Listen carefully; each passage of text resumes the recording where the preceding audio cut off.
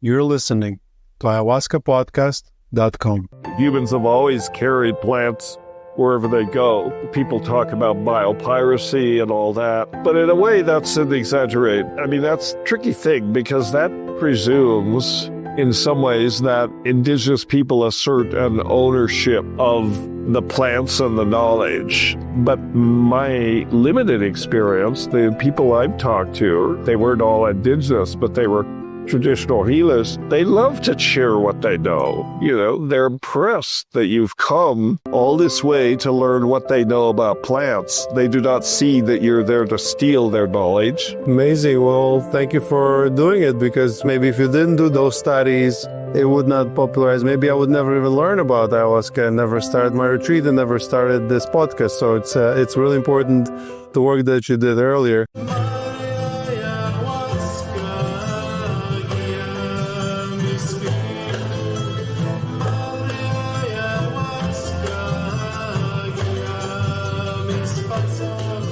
Hi guys, and welcome to Ayahuasca Podcast. As always, we do the whole assembly.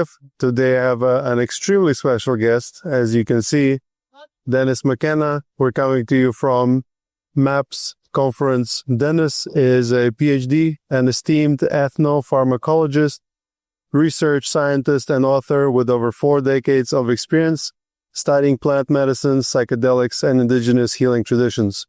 He's a founder of the McKenna Academy of Natural Philosophy, where he continues to explore the frontiers of consciousness, science, and ecology. This episode is sponsored by La Huayra Ayahuasca Retreat. At La Huayra, we combine affordability, accessibility, and authenticity. La Huayra, connect, heal, grow. Guys, I'm looking forward to hosting you. Dennis, welcome to the show. Thank you. It's a pleasure to be here. First of all, I just was at your presentation. It was amazing. I really love the message you're putting out there, and the things that you've done when you were younger that impacted the world of psychedelics, and now, like, you see this space with thousands of people coming through. None of that would be possible if you didn't write those books. So that's kind of you to say. I don't think that's really true. I can't take either credit for blame or blame for all of that. I know that Terrence and I were influential, and that's great. I think we were influential, but I think in some ways this is an expression of this coevolution I was talking about in the talk. I really do believe the plants are running things in a certain sense. And we are at a critical juncture in the life of this planet. And I think that, if anything, the sentient community of species is trying to send us a message to wake up to what we are doing to the planet before it's too late. It's almost too late. We're a very fractious species. We don't listen very well, and we're in great danger. And so I think the Earth even recognizes this. I think there are influential people, like my brother, myself, and many, many people here. We can't take much of the blame, much of the credit or blame. For example, Paul Stamets, if you saw his talk, he is now very influential. And the movement or the psychedelic community needs such people. But really, this is another manifestation of the coevolution with these substances. And because we're at a critical juncture, they're becoming more visible, they're becoming more loud, their message is becoming more strident, you could say. It's like they're trying to send a message, which is wake up, and understand what is happening, and try to respond appropriately.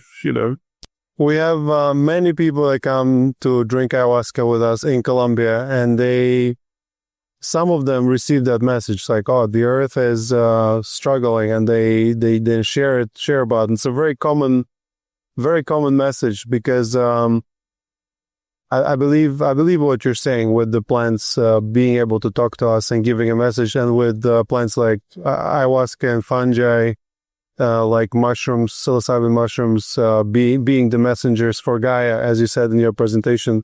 Right. I wanted to talk to you about Colombia, because you're one of the very few people that mention ayahuasca in Colombia. Jahe, I've heard you talk about it in different podcasts, and a lot of people, when they think about ayahuasca, they think about Peru or Costa Rica, and I was really delighted to find that when you traveled in your famous, or as you say, infamous La Chorrera experiment, Right. you decided to go to Colombia. So tell us why did you go to Colombia? And Well, the reason for that is simple in some ways. So the reason we ended up going to La Chorrera is that we were on a quest to find a particular exotic hallucinogen that we were, and back in those days they called them hallucinogens, even we did, but we were trying to find this exotic hallucinogen, an orally active preparation made from Varola,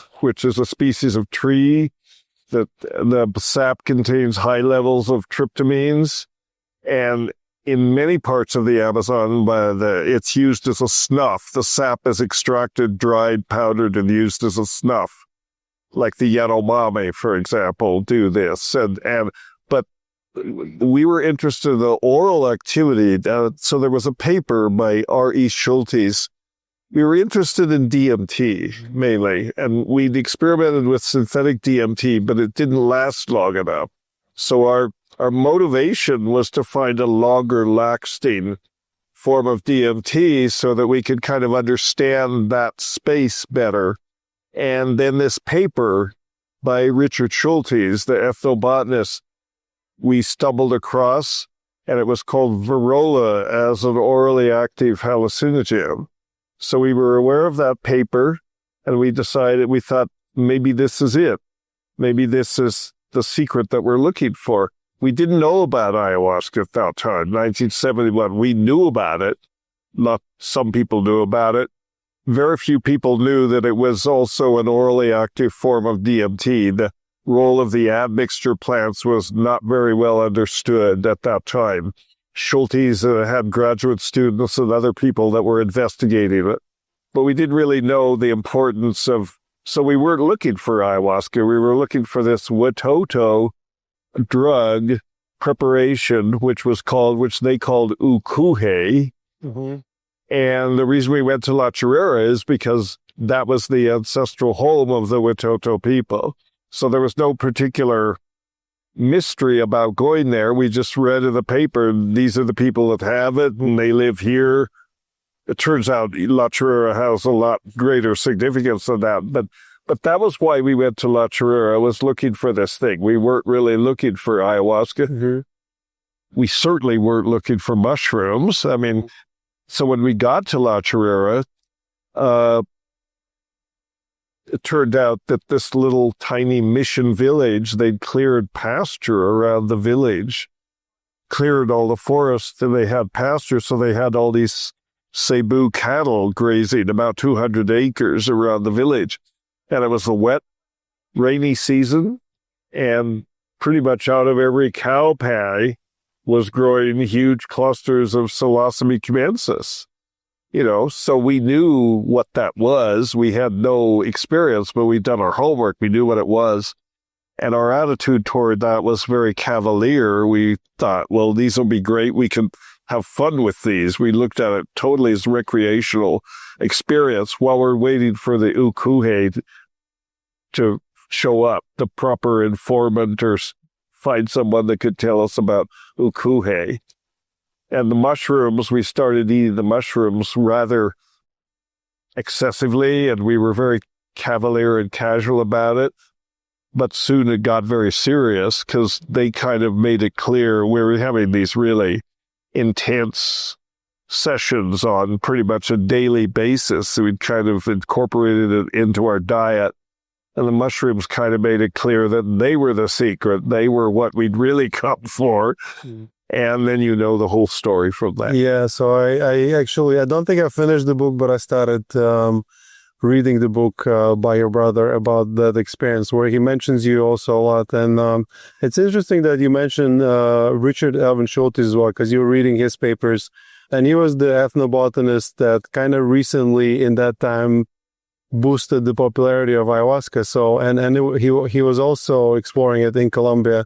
But then something happened, and probably narcos happened, and Colombia was overlooked for psychedelic tourism, for better and for worse. And what I'm trying to do now is kind of slowly, bring more people to Colombia, because it deserves to be seen for this side of it, and kind of rebranded from bad drugs to good drugs. From cocaine to ayahuasca. So, well, there's certainly.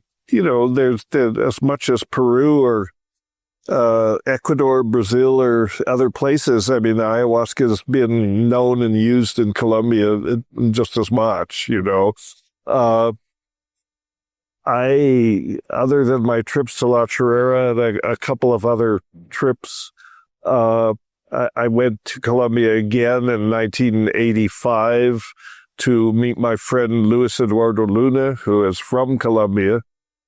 He grew up in Florencia, and I went to visit him because he had organized a conference on ayahuasca at the World Congress of what was it? The World. I forget exactly what it was, but it was an anthropological conference, big one. And he'd organized a satellite conference on ayahuasca and invited me, and this was 1985, so I had just recently finished my PhD and published on it, so I went down there and presented my papers. But then we went to Florencia, and I visited his family, and I saw where he grew up. But then we continued on to Peru and did some field work there. So that was really my second time in Colombia, and I really haven't been there since, I know, but I know it's very, there's a lot going on there. And I've heard Colombia's it's really changed. I don't have to tell you because you're from there, but for the better in many ways. Absolutely. My friend Wade Davis, who helped me, I've worked with for many years on different projects, and he helped me organize this COCA conference in February in Peru. But he loves Colombia. He's even a Colombian citizen. They gifted him a citizenship after he wrote his book about Magdalena River. And I spoke to him a couple of times. He's supposed to come visit me and have an interview, but he's very hard to catch. Well, he's hard to get, and he travels a lot. Yeah.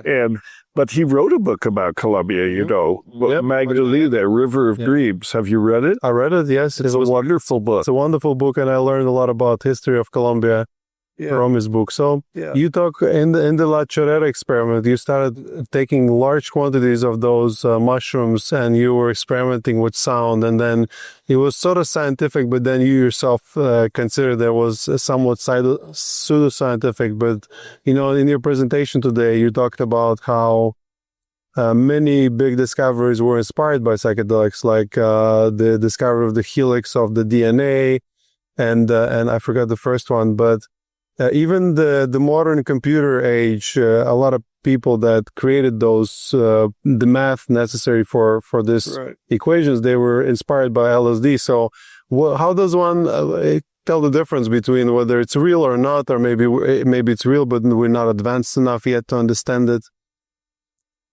Just to talk to us about how did you know whether the science you were doing there with the mushrooms, was it real or was it not real? How does one tell a difference? How did we know the science we were doing with mushrooms? So you were La Chorrera experiment. You were trying to figure out the vibrations and the sound, and then you were taking mushrooms and then DMT, and you were trying to create science. But then you said that it was not really science. So it wasn't really science. We thought it was, or we were under the delusion that we were doing science.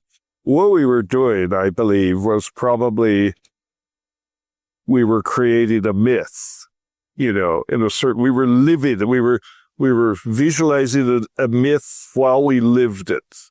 And it wasn't really science. And that, that's one reason after La Chorrera, I went back to school, and that's what led me to go into science, because I came back from La Chorrera with a strong feeling that I needed to learn how to do science, what science really was. Mm-hmm. My brother, his position was, science will never explain what happened to us there. So he just rejects science. He rejected it, said science is not up to the task of explaining what happened. And I was saying, wait a minute, we are not scientists. We may think we're scientists, but we're not scientists. Until we know how to do science, we should not reject science out of hand. You can't just say that it'll never explain it. So my own mission when I came back was, and went back to school, and I was only, I was a sophomore in college, second year of college, but I said, I'm going to study science, and I shifted my studies I was anthropology, comparative religion, some botany, everything, but I shifted much more toward the life sciences. I started studying biochemistry and chemistry and botany and all these things because I wanted to get a handle on something real, because what we had been dealing with was very slippery because it wasn't real. I wanted to get a firm grip on something real, and that was, how do these drugs work? What are the molecules? What's the pharmacology and all that stuff? Really look at it from that level and not really the spiritual level or anything else. Not that I dismissed that at all. It's just I wanted to understand the nuts and bolts of these things. And I didn't really have opportunity to do that. I completed my studies at the University of Colorado. I got my degree, and then I took a detour academically. I went to Hawaii, and I got a master's degree at the University of Hawaii. And then I got an opportunity to pursue my doctoral research at UBC in Canada. After I finished in Hawaii, and when I originally came to UBC, we had agreed that I was going to study psilocybin in some respect. I was going to study mushrooms and study the biosynthesis and the enzymology and all that of psilocybin. And that's what I came there for. And I did that for about a year, but it was very frustrating for me. For one thing, I had a bad bicycle accident when I first came. So I was in the hospital for a few weeks. And then the courses I was taking, I just transferred from Hawaii. And with this accident and being sort of stranger in a strange land, I didn't know anybody. I was taking these very difficult courses in fungal genetics and mostly that was defeated, and advanced organic chemistry and all that, because I wanted to continue those studies. And I was flailing a little bit. This was not rewarding to me. And I was, flailing and even failing these courses. And having had the accident didn't help either. So my supervisor, Neil Towers, who was very kind and a very perceptive fellow, a real mentor, sensed that I was having a difficult time. And he said, well, maybe you'd like to go to Peru for a while. I've got some extra money in the grant. Maybe I ought to, think about going down to Peru. And I basically said, yeah, my bags are packed. When do I leave? So I shifted my whole study from psilocybin to ayahuasca at that point. And my doctoral studies became a comparison between the biochem. So ayahuasca is an orally active DMT-based preparation, right? And this Varrola preparation that we went to La Chorrera in 71, different plants, but similar chemistry and similar mechanisms of action.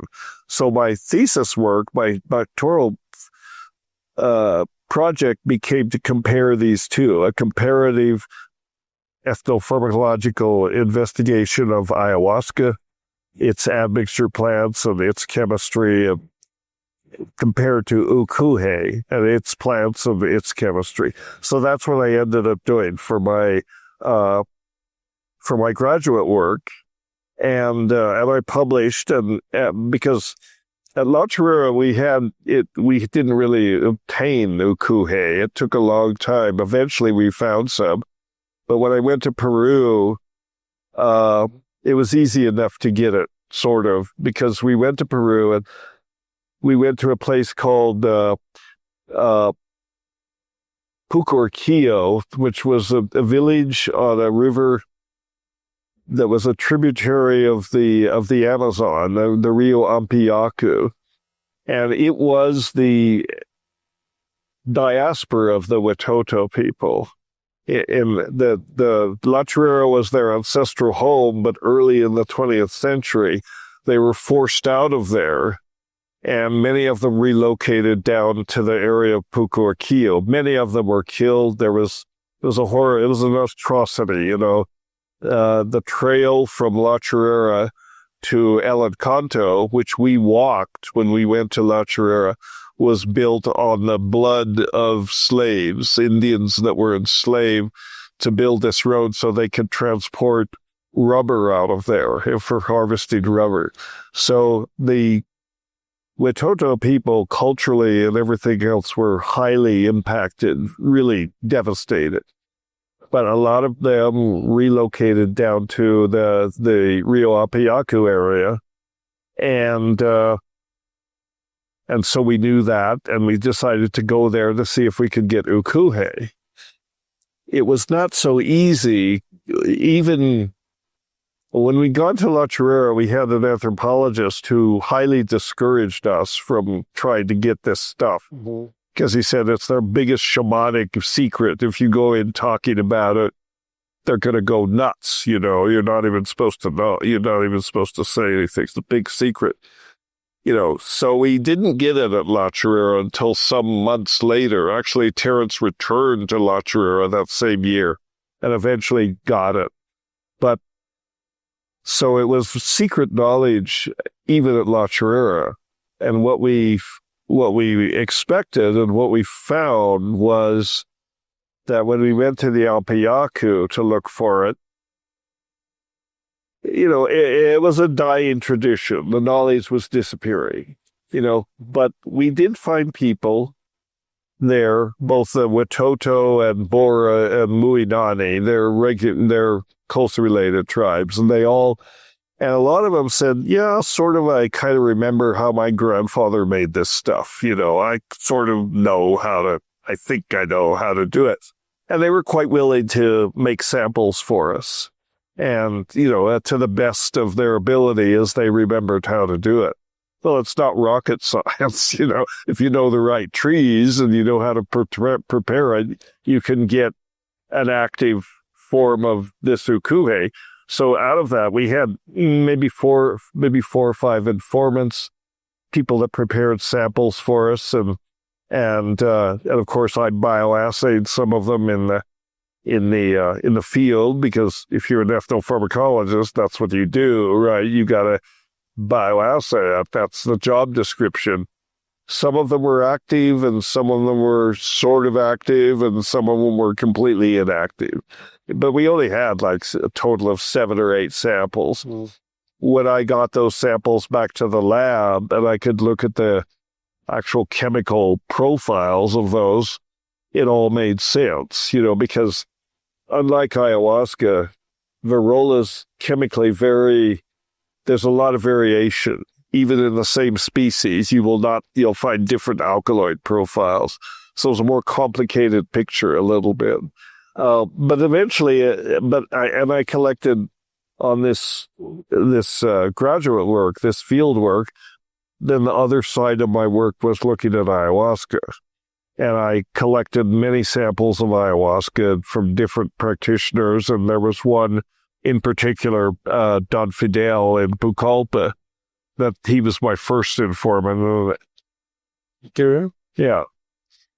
I spent time with him, and he was happy to prepare samples and show us how it was made. And the idea is to get some samples in models and get them back to the laboratory, which I was able to do and publish the thesis. But that's kind of what made... So that was my scientific work on ayahuasca, but in the process, I took ayahuasca quite a few times and discovered, I guess who might call the personal spiritual relationship with ayahuasca, which lasted, well, it's not over. I mean, I still use ayahuasca occasionally and respect it, and I think it's an amazing medicine, and really should be more investigated. Well, I've been involved, as you probably know, in this project that we did in Brazil called the Ayahuasca Project with the UDV. You aware of this? I've heard that they did some studies, but I don't know. Yeah. Well, in 1993, so I got my degree in 1984, and I did postdocs for a long time. Most of the 80s, I did postdocs, different places, not really working on any of this. But in 1993, I was invited to 1991, I was invited to a symposium that was being organized by the UDV, which is the Brazilian church that uses ayahuasca as a sacrament. They call it União de Vegetal. União de Vegetal, it's like vegetable union or something. The name UDV, Vegetable Union, União de Vegetal. Yeah, União de Vegetal. Yes. Yeah, that União de Vegetal. And they use ayahuasca as a sacrament, and they call it huasca, and which is basically Portuguese transliteration, I think, of ayahuasca. But they invited me and some other investigators, including Eduardo Luna, to a symposium, a conference that they organized about ayahuasca in 1991. And people came and presented their results. And it's not that there were a lot of researchers. I mean, all 12 of us, there weren't so many. But we came and we gave our talks and so on. And then they said, and then we found out what they really were interested in was doing a biomedical study of ayahuasca. And Eduardo and I had talked about this too previously when we'd been in Peru. We thought in terms of context of our conversation was that we thought the ayahuasqueros were remarkable people physiologically and mentally because they were, many of them were quite aged, but they were cognitively quite functional and healthy and strong and, and they'd take ayahuasca all night and then they'd get up and chop trees all day. And man, these people are Superman, and we thought this is worth looking into. And that was our naive sort of thing. But then, so we thought we need to do a biomedical study. But then the logistics of doing a biomedical study in Peru were daunting. How do you get samples and how do you given the shamanic context, the ceremonial context, you can't really approach these people and say, could we have some blood samples? Could we have some urine? I mean, no, because I think you're a sorcerer, right? And it's tricky. So we sort of said, well, we'd like to do it, but it's impossible. We don't have access to refrigeration, much less funding. We had no funding for it. But when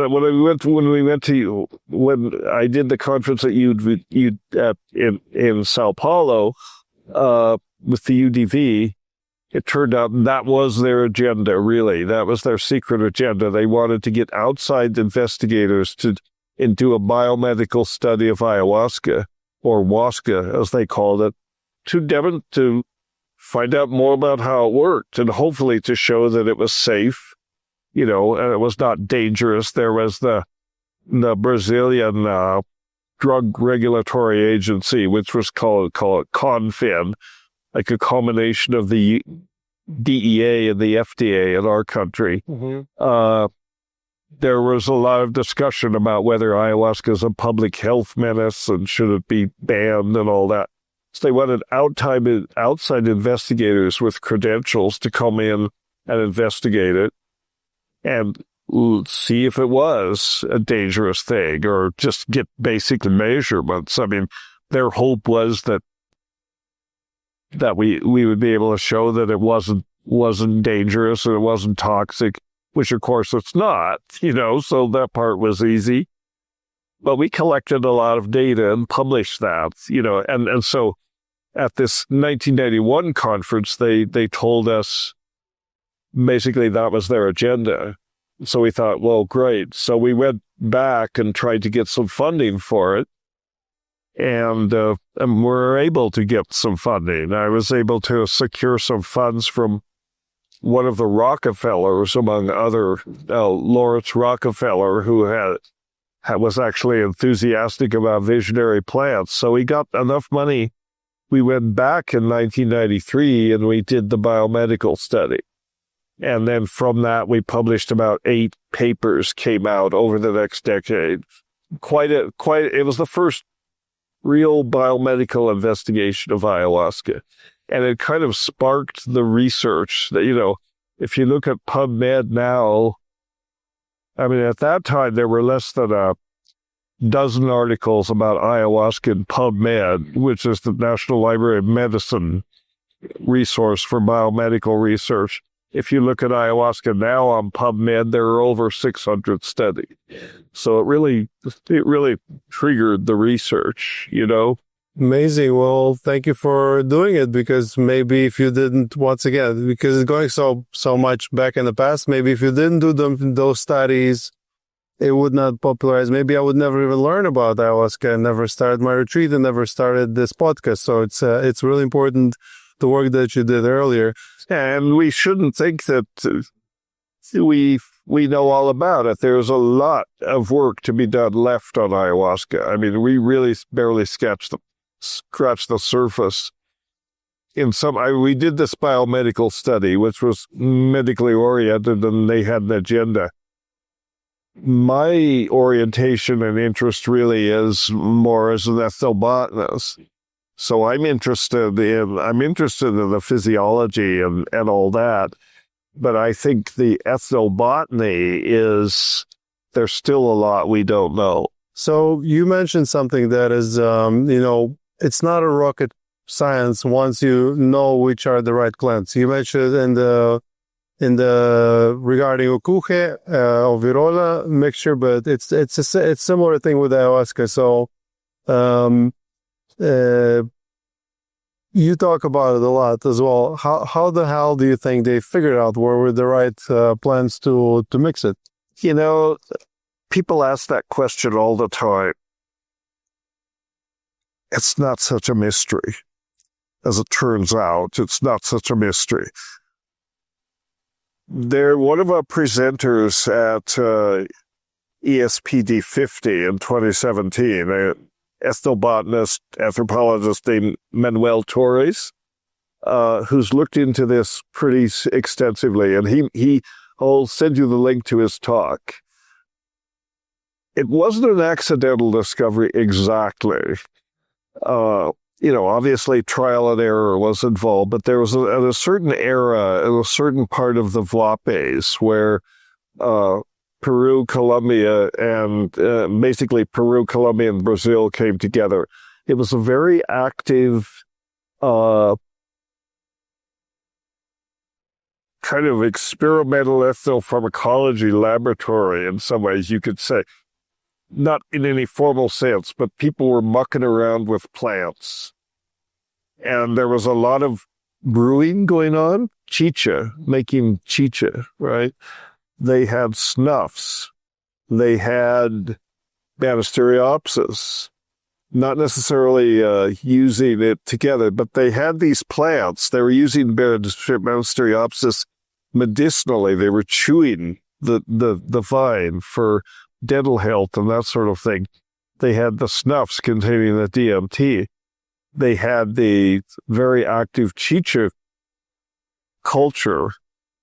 And basically these chicha, the speculation is that the people that were making these different varieties of chicha, it wasn't one thing. They dump all kinds of things into the chicha occasionally.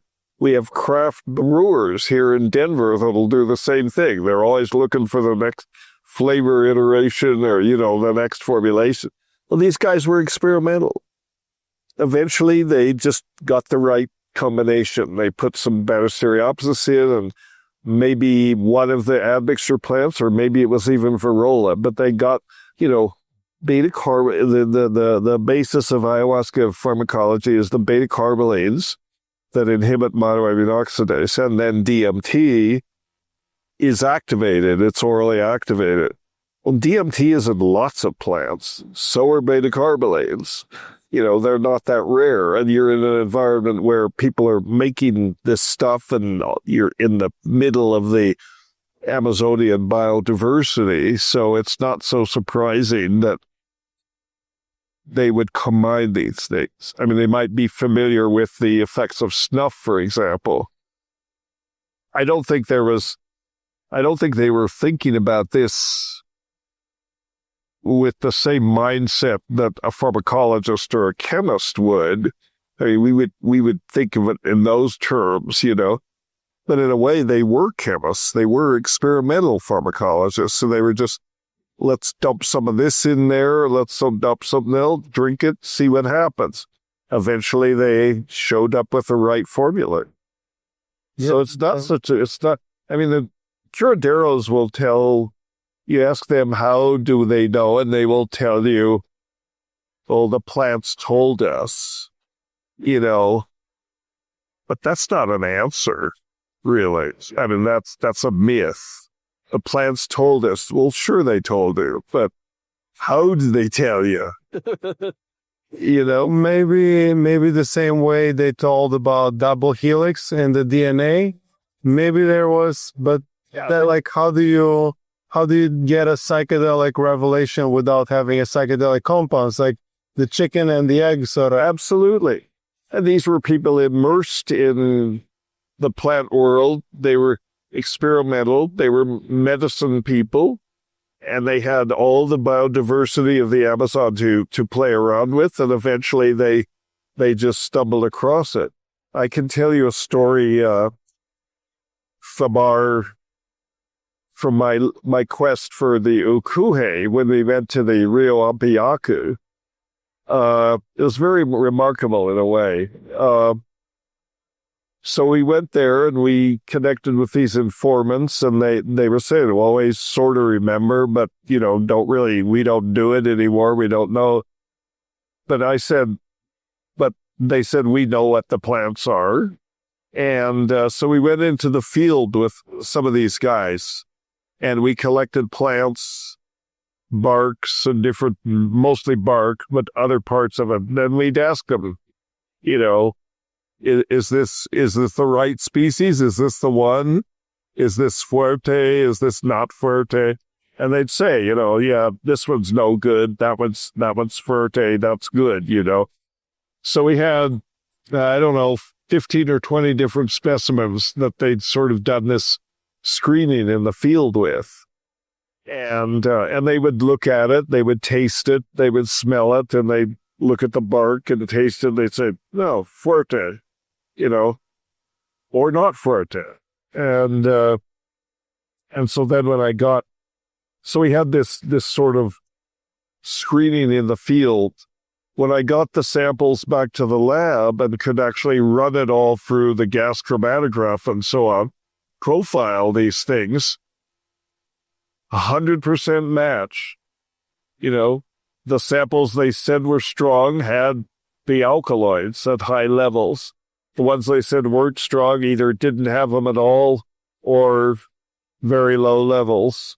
So that's a testimony to the power of experimental ethnopharmacology. These guys didn't have gas chromatographs. they had taste and smell and experience of the organoleptic properties. So they were very astute. And you know about the doctrine of signatures and all that. Herbalists are very clever at intuiting the probable medicinal qualities of plants, and it's often based on color is a factor, or some plant, the leaf resembles a heart, so it's good for your heart, this doctrine of signatures idea, or organoleptic clues like taste and smell. And that's how they do it. That's how they put these formulas together. Amazing. Great way to think about it. So you wrote your thesis on, you started working with mushrooms and then you switched to ayahuasca. So you're the very right person to ask that question. And it's the question I get asked all the time. What is the difference? What is better? What is worse?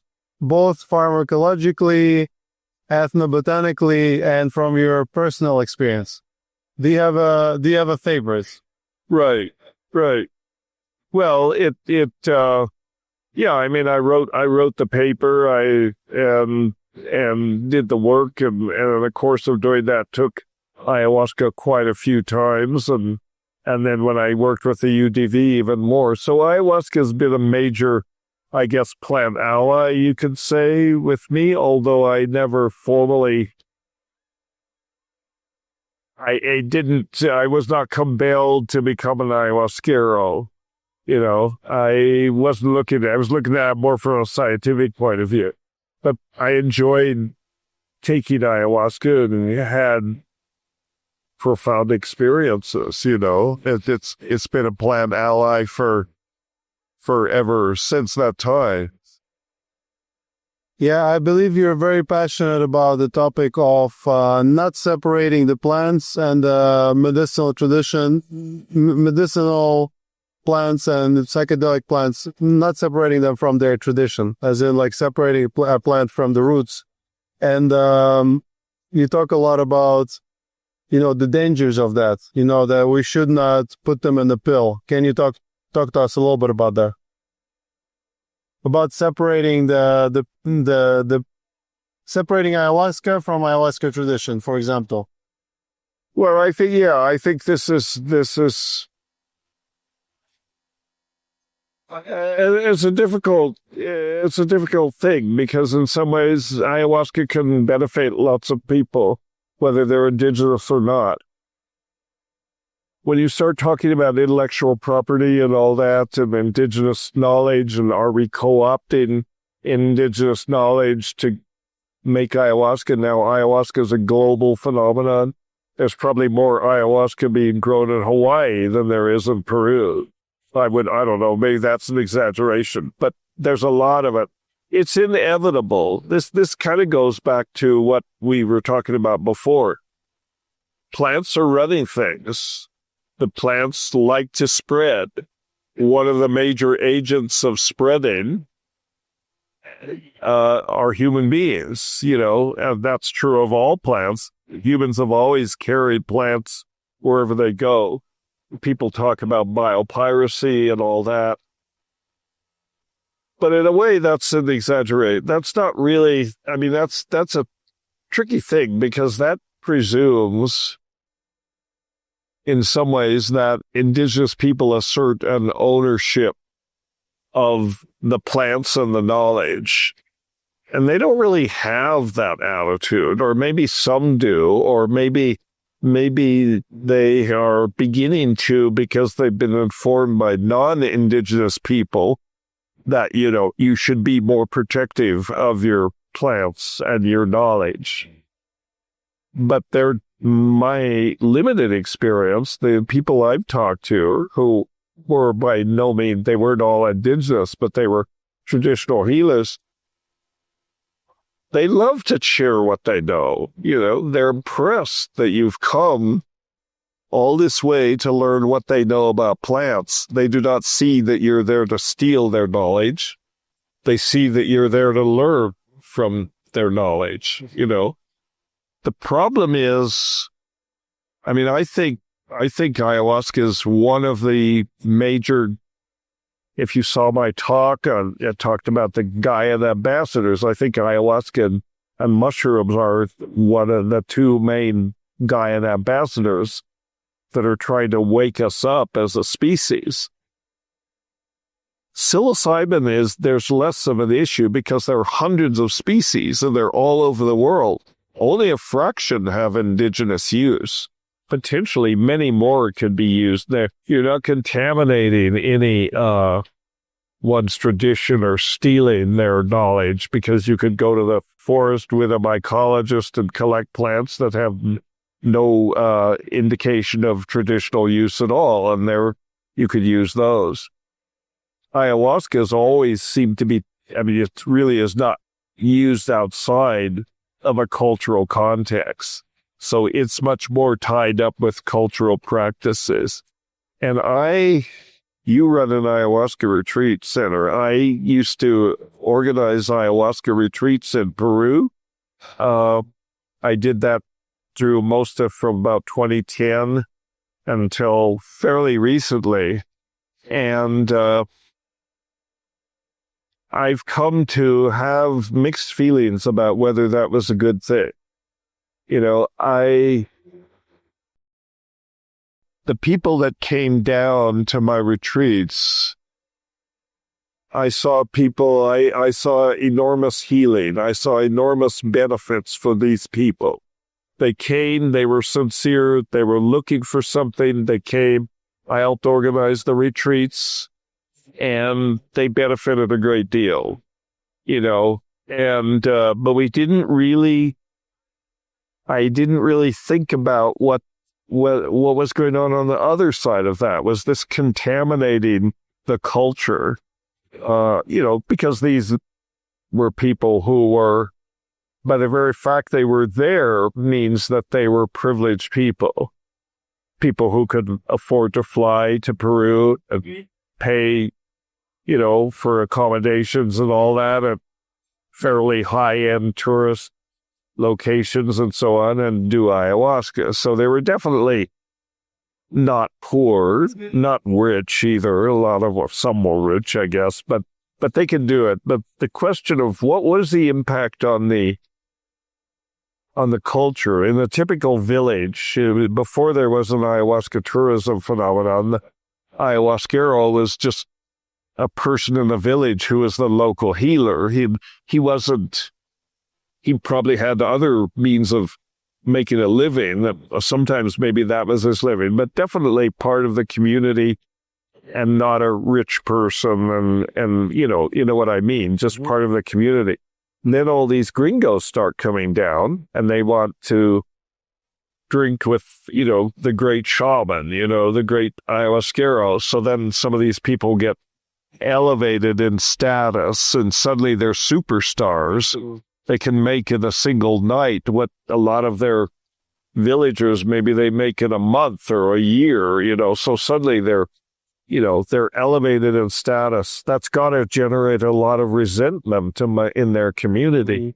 And you can understand why that would be. This guy's capitalizing on our traditions and not sharing the wealth. Maybe some ayahuasqueros do share the wealth. Do you know the Temple of the Way of Light in Peru? I've heard about it, yes. Yeah, that is maybe one example of somebody that's trying to do it right. They work with several Shipibo shaman, and a lot of people come, but they say, I don't know if it's true, but they say they send 100% of their profits back to their community. If they really do that, that's great. That's an ethical thing to do. There are many who don't. I don't know how your practices are. I'm not pointing any fingers at you. I can share how we do it. And what we try to do, for example, at my retreat center is make it affordable. So it's actually, you still need to fly and it's expensive, but anyone, even with the minimum wage, can save up for that experience. It's the cheapest one is like $600. So that helps, but of course it's still a lot of money. But if you think about it, that some people, for them, it's a life-saving experience, then it's worth it. And we have an indigenous shaman, and he does earn a lot of money. And so he's very happy. The money does trickle down back to the community, because to grow ayahuasca, it requires a lot of labor and it creates a lot of employment. But of course, he earns much more than the laborer. So Right. there is definitely a risk. But I think the offset of it is there will be young children that would otherwise not touch this tradition, because it was almost in that society was almost made negative. Like, oh, you're drinking ayahuasca. Like they want to be more westernized. And if they see that there is a financial incentive in it, they might want to pursue it and then also become a shaman, and then it kind of, in a way, will preserve the tradition. But I'm the optimist, because it's like, let's think about it from Western point of view. You have a doctor, right? A doctor is a very difficult and very messy job. Yeah. If you would be making a minimum wage for being a doctor, would people become doctors? Maybe some. They're very driven, but I think in the end of the day, we are financially incentivized. So I think, I hope that there will be some way that it balances out. And it's very tricky. Lately, what I've been saying is, instead of having people go to the medicine, find a way to bring the medicine to the people, to work with these communities to produce the medicine in a sustainable way, is sustainable for the plants and the community, that creates economic benefits for the growers as much as the curanderos, the people involved in this, and then find a legal mechanism to bring that medicine to North America or Europe or wherever they want to bring it in the global north, and serve it up, and like a community health and wellness center, a community center of some kind. The problem is that this is currently legally risky. It shouldn't be.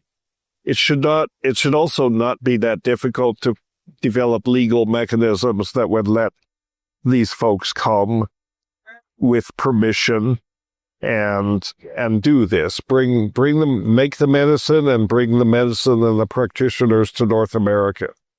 And let the benefits accrue, let the benefits trickle down, but be not having all these gringos running around, with fat wallets. And it's okay if they, and not all gringos are assholes. Most people that come to these retreats are pretty respectful. Mm-hmm. But there is that economic difference, and some are not respectful. And so I'm trying to think that with this idea of symbiosis, we should try and articulate that everyone should have access to these medicines, but we should find a way to do it that honors the tradition, that benefits the local people, and that ensures a sustainable source, because ayahuasca is endangered, from over-harvesting, at least in certain places.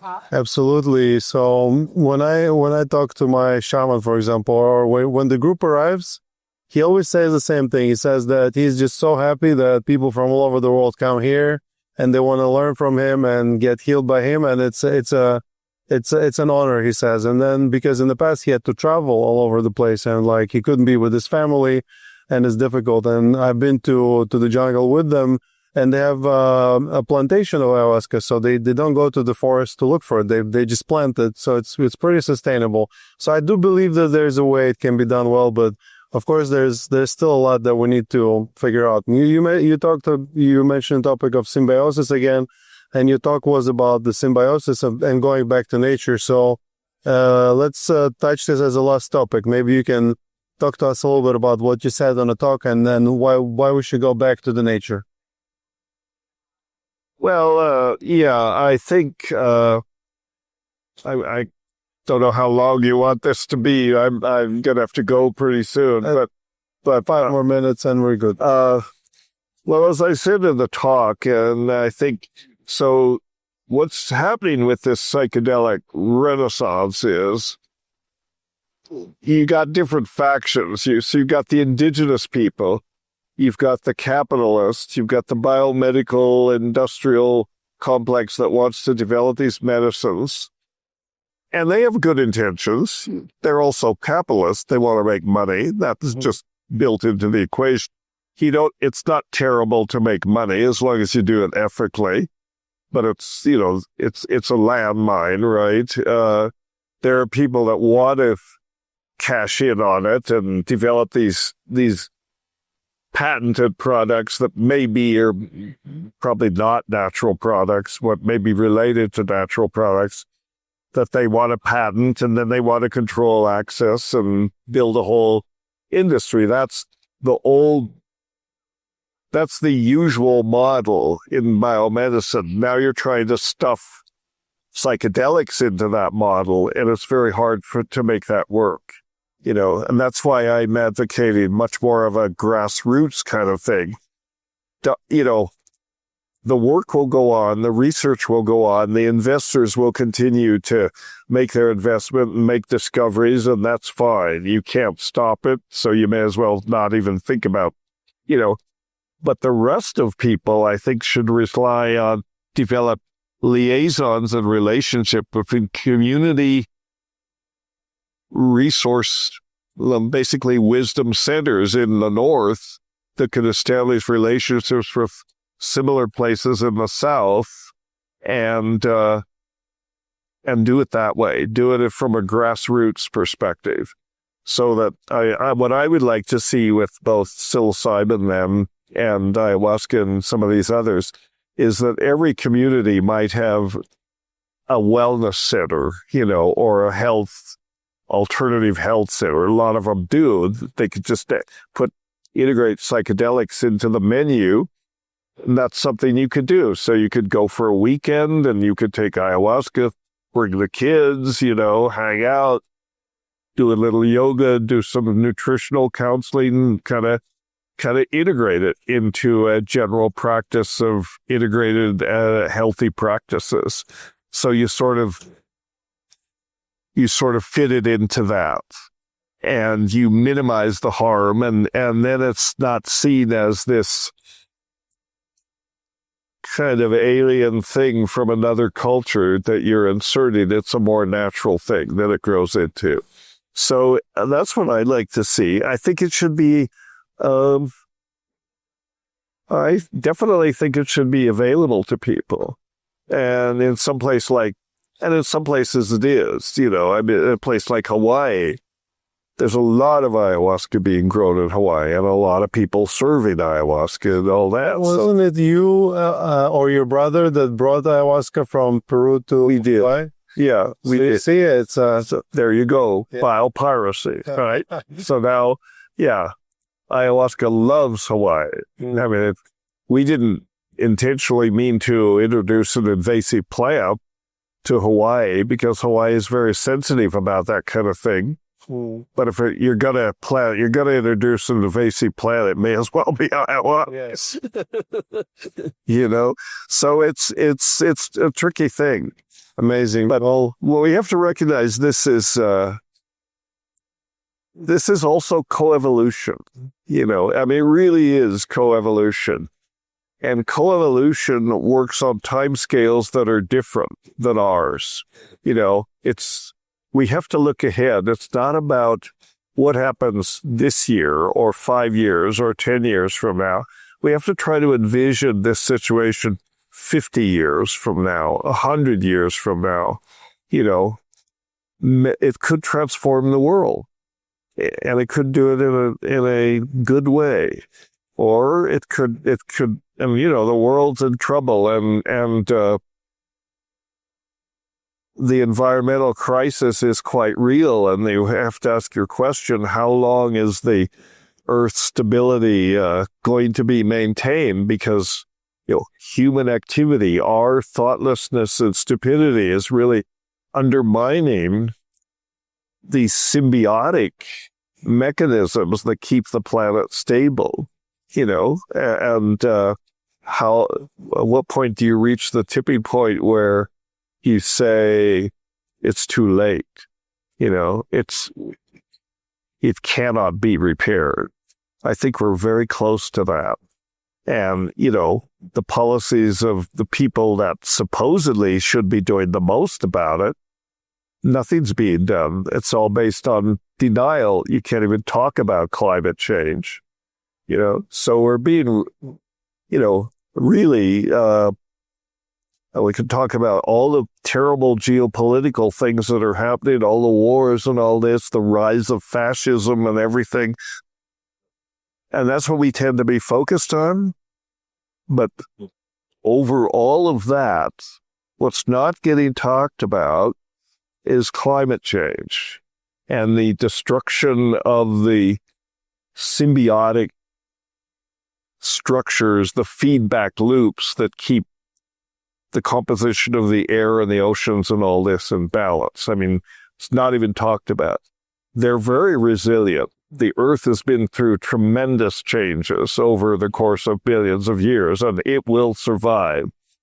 We may not survive, but it will survive. But it will be a changed Earth, and that's the way it works, Well, let's hope before we destroy ourselves, we'll be able to give ayahuasca to world leaders, policymakers, and they understand what the hell they're doing, and maybe they will fix their act.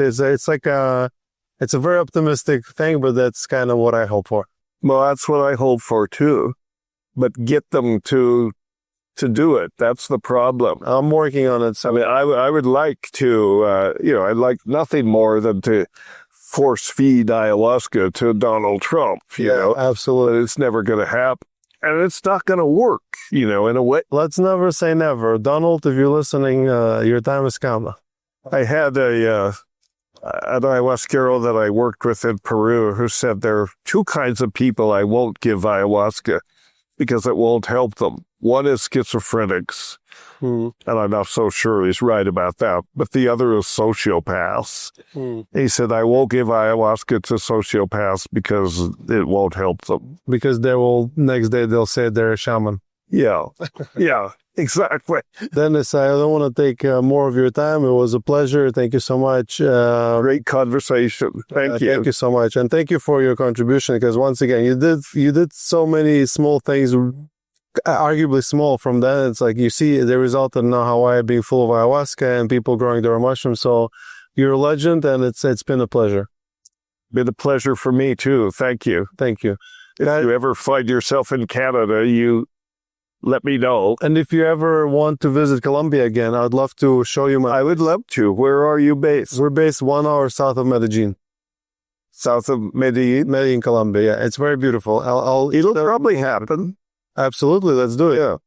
Guys, you've been listening to Ayahuasca Podcast. As always, really the host, Sam Believ, and I'll see you in the next episode. I hope you enjoyed this episode. If you'd like to support us and psychedelic renaissance at large, please follow us and leave us a like wherever it is you're listening. Share this episode with someone who will benefit from this information. Nothing in this podcast is intended as medical advice, and it is for educational and entertainment purposes only.